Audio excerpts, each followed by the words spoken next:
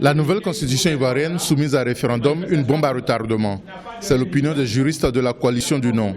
La nomination d'un tiers des sénateurs soumet la seconde chambre du Parlement au président de la République selon ces juristes. De plus, la vacance du pouvoir est assurée par le vice-président, mais également par le Premier ministre et ensuite le ministre ayant le rang le plus élevé.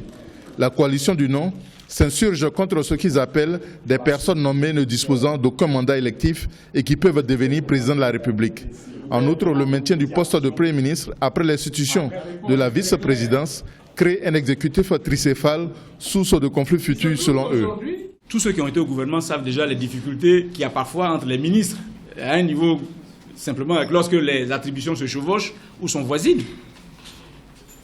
Entre un Premier ministre et un vice-président, qui potentiellement assure la vacance, qui n'a que des attributions qu'on lui donne, qui est éjectable, que M. Ouattara nomme à titre transitoire son vice-président, mais il est tout de suite éjectable. Vous voyez, donc tout cela est source de conflits futurs, y compris dans l'alliance qui porte ce projet. La coalition du non s'insurge également contre la constitutionnalisation de la loi sur le foncier rural votée en 1998. Des modifications importantes ont été opérées à cette loi, en particulier dans la formulation de l'article 12 de la Constitution qui, pour ces juristes, vont nourrir le conflit foncier à l'avenir. Seuls l'État et les collectivités publiques et les personnes physiques ivoiriennes peuvent accéder à la propriété foncière rurale. Mais il y a un bout de phrase qui suit immédiatement et personne ne le lit parce qu'on danse.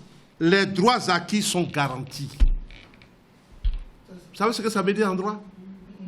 Tout ce qui a été fait ici, on ne touche pas. Ça veut dire que ceux qui n'ont même pas le droit de pouvoir être propriétaires en Côte d'Ivoire aujourd'hui, à savoir les personnes morales, les étrangers, ce qu'ils ont acquis, on va protéger cela. En somme, la coalition du non est opposée à la nouvelle constitution parce qu'elle alourdit inutilement l'architecture institutionnelle du pays et insère dans la loi fondamentale des lois à caractère ordinaire. Pour eux, elle crée des institutions soumises au président de la République dont les pouvoirs sont renforcés au détriment des pouvoirs législatifs et judiciaires.